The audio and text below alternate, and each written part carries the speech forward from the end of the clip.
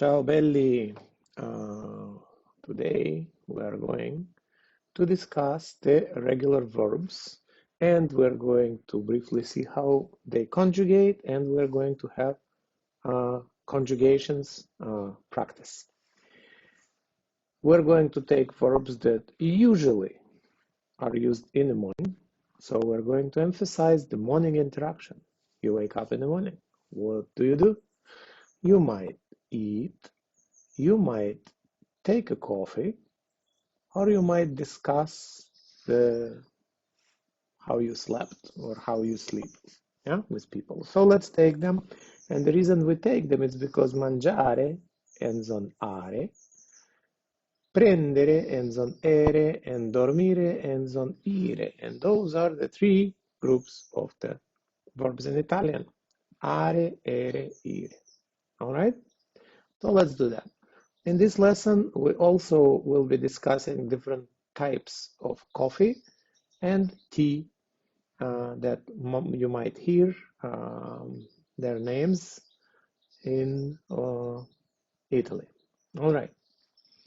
So you have here two characters that just woke up and they're discussing something using the verbs mangiare, to eat, prendere, to take, to drink, or dormire, to sleep. You have here buongiorno and come stai, good morning and how are you. All right, let's take a look. The verb is mangiare and regular verbs ending on are conjugated in the following way. Io mangio would be translated as I eat. Tu mangi, and it would be translated as you informal eat. Lei mangia, you sir eat, you madam eat. Or lei, not capitalized, mangia means she eats, and lui mangia means he eats. Then we have noi mangiamo, and it means we eat. And voi mangiate, and it means you, plural, eat. And loro mangiano, and it means they eat. So things to pay attention here. Note that the ending of the verb, as you know, is are. You take it away, you have the root, and the root is mangi. And that's the root of the verb. And then you put it in here, and then you add all the appropriate endings according to the subject pronoun. Yeah? Please pay attention that even it's spelled mangiare, you don't say mangiare, as some people emphasize that E in here. It is not correct. It's not mangiare, it's mangiare. And this one is not mangiamo, it's mangiamo, mangiamo, simply mangiamo. Do not emphasize that I or E sound in Italian, right? Another thing to pay attention, for the second person informal tu, you need the conjugation mangi ending on E, but the root of the verb already ends on the E, Italian E, English I. And that's why you do not need to add another one, and you already have one, and you keep the one that it is. All right? Let's do one more time with the pronunciation. Mangio, mangi, mangia, mangiamo, mangiate, mangiano. Okay? Let's see the verb that ends on ere, and the ending of the verb is ere. In order to conjugate the verb, you need the root of the verb that is prend. So let's deal with it. Let's write it here, prend 6 times for all the subject pronouns. And then we're going to conjugate it. And we'll say prendo, I take. Prendi, you take. Prende, lei, you, sir, you, madam, or she, lei, spelled with not capital L, or lui prende means she or he takes. Prendiamo, we take. Prendete, you, plural, take. prendono, they take. Slight differences, but almost the same conjugation pattern as you saw with mangiare. The differences would be noted here, is slightly different. And also you will need to pay attention that there is that E that is not in the root anymore, so you need to add it. Also, you will see this letter will repeat the letter that you have here is the in infinitive. Okay. All right. The next one is dormire, to sleep. And it will be io dormo, I sleep. Tu dormi, you sleep. Lei dorme, you sir sleep, you madam sleep, or she, lei sleeps, or lui dorme, he sleeps. Dormiamo, we sleep. Dormite, you plural sleep. Dormono, they sleep. Okay, please pay attention that it's slightly different from the previous conjugation right here because it was e in here and it is e in here and it will repeat. It will repeat this letter in the infinitive form of the verb. Yeah. All right. So you also will pay attention here that dormono will coincide with the this ono, right? But it will not coincide with this a n o. Yeah. All right. So please pay attention to those details as they are important for correct conjugation. All right. So let's see a morning dialogues. You have here. Mangi I biscotti. Do you eat biscotti? Certo, mangio molti biscotti. Sure, I eat many biscotti. Next one is prendi il ristretto amaro o zuccherato? Do you take ristretto, which is a stronger version of the Italian espresso, amaro, bitter, or in English, black, o zuccherato, or with sugar? Prendo il ristretto amaro. I take the bitter or black ristretto, which is the strongest espresso you can get. Dormi molto? Do you sleep a lot? Note that in Italian, dormi molto is a question, but if you eliminate this question mark, it will be a statement. Dormi molto. It only expressed in spoken language with your intonation. Unlike in English, where the structure of the sentence tells you that it is a question, in Italian it doesn't. So, dormi molto versus dormi molto, and in this case it's dormi molto, do you sleep a lot? And the answer is no.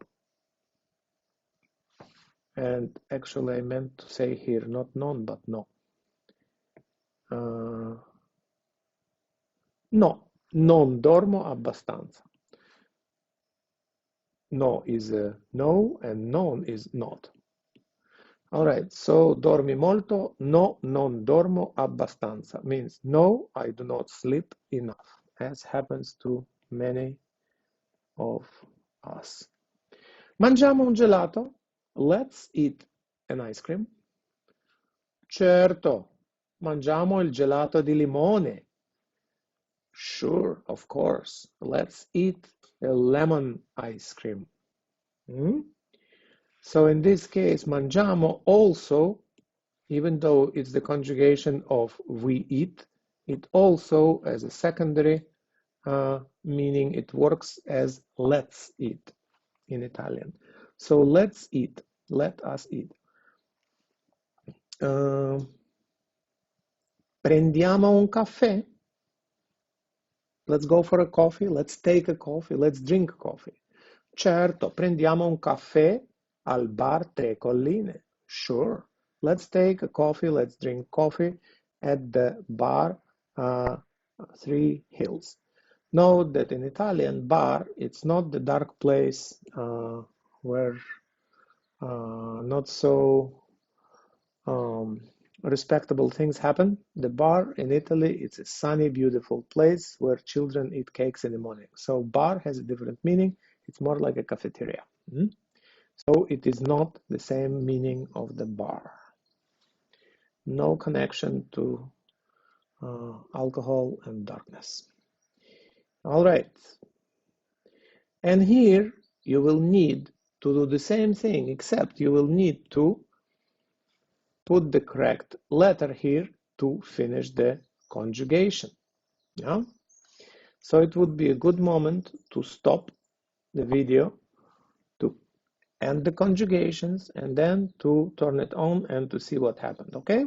So it would be a good moment to stop the video and conjugate the verbs. In order to do it, if you remember, do it as it is, and if you don't, go back to the conjugation, take a look.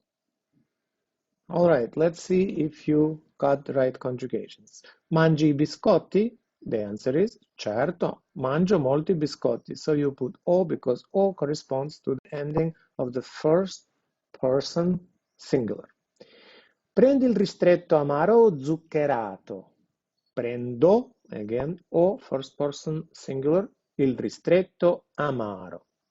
Dormi molto? No. Non dormo abbastanza. Again, it is the first person singular, o io. And then you switch to the first person plural.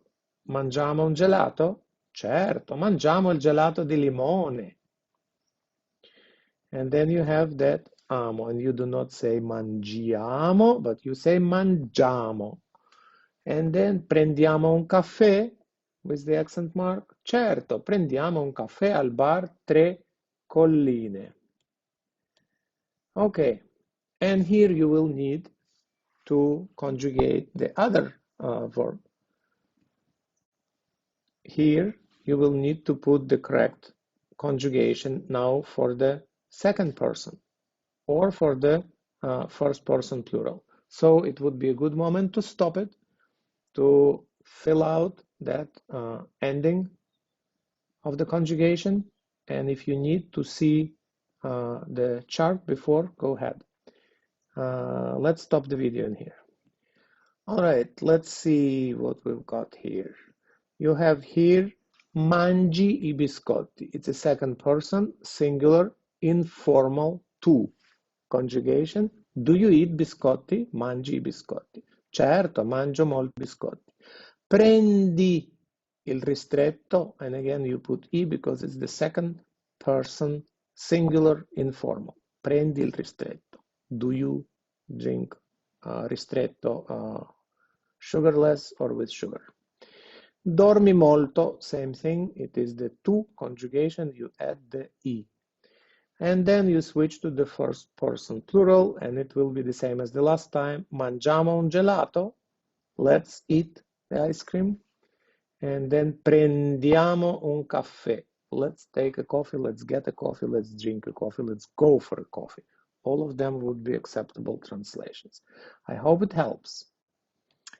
Here we're going to see a few kinds of coffee that you commonly will find in Italy. Remember, it depends on the region, because Italy used to be different countries, actually, different pieces of Italy. So there are some variations in coffee. It's not completely uniform, but most of the time you will find it. You will find these kinds of coffee in any Italian bar. Espresso. It is a strong black espresso, and it could be around quarter of a small cup, maybe a third of a small cup. Ristretto could be even stronger. Espresso black. Espresso doppio. Self-explanatory, it's just double espresso. Lungo. It is espresso with tiny bit more water. Lungo means long, so it is a little bit less strong and a little bit more size, but it's still tiny and strong. Macchiato, literally spotted. Macchia is a spot. It's a coffee with a drop of milk. tiny bit of milk. Espresso with a tiny bit of milk. Caffè latte, it is the coffee with milk, and usually it is consumed in the morning. So if you're asking for it at an Italian bar after noon, you are going to get a strange look from a barista because it is used only before the noon. Italians sometimes break the rules, but they're Italians and you're not, so they can break the rules because they're their own rules. And finally, Caffè Americano. The legend says that it was invented when American troops disembarked in the southern Italy and they couldn't drink too strong Italian coffee, so they were putting water in it and it was known as Caffè Americano. It's not a flattering expression, at least in Italy. All right, let's take a look at the T's and the expressions that you might use while ordering tea in Italy, if you fancy a cup of tea. Un tè per favore. Una tazza di tè per piacere. Note that per piacere and per favore are synonyms, just different expressions. Con limone, and remember that in Italian the question and the statement are the same. So if you say con limone, that would be a statement, and con limone would be a question if the intonation raises at the end of your sentence. Con latte, with milk. Not a common drink in Italy, but they do know that people from the UK like tea with milk and they respect that. Un tè alla menta, the tea with mint, mint tea. Un tè alla menta. Una camomilla. Self-explanatory. Una tisana. Una tisana would be a tea, herbal tea, made without caffeine. And then you can see here a wolf who is considering taking a mint tea after he took a glass of wine. All right, so it would be a good moment to stop and try to translate these sentences. If you don't know the words or the vocabulary, you can translate part of the sentence and then add the rest later. So you could stop right here and then try to translate either sentence or a part of it, okay? Let's see what did you come up with. So we have here the subject pronoun, noi, which is optional in Italian because it's the language of freedom. You can use it or you can skip it. Both are correct. So it will be noi prendiamo un tè alla menta. We take a mint tea. Noi prendiamo un caffè. Because remember, if in Italy you get a coffee with one word, most of the time it means espresso. Shall we go for a coffee? You could translate exactly in the same way. Noi prendiamo un caffè, but with the question mark, which will raise the intonation up. It will be prendiamo un caffè. Tu dormi molto. Again, tu is the optional subject pronoun. Dormi molto. You sleep a lot. Do eat butter would be tu, optional. Mangi il burro. He gets a latte. Lui prende un caffè latte. Occasionally, English speakers call latte, and they mean caffè latte. Latte by itself means milk. So if you say he gets latte in Italy, or if you order a latte, you are not going to get coffee with milk. You are going to get just the milk. Coffee with milk, what in English occasionally is called latte, in Italian it's called caffè latte. Please remember that. All right. So, what did we learn in this lesson? We learned that there are three groups of verbs: are, ere, and ire. and they have these conjugations, and those are the endings that you add to the root of the verb. Yeah, and then you also saw that this part is slightly different for the three verbs. You also learned that this conjugation form is slightly different for the three groups of verbs. And you also learned that if a root of the verb ends on E, then you do not need to add an extra E in here. It is already included. I hope it was useful. I hope it was clean and clear. I meant clear, I guess. I hope it was clear. And if it wasn't, I'd like to hear from you, so you could let me know and I could re-record the lesson or give you more examples, and then you will be more comfortable conjugating the regular verbs in Italian ending on are, ere, and ire. In the next lesson, we're going to see how the irregular verbs work, and then we will practice that. Ciao, belli.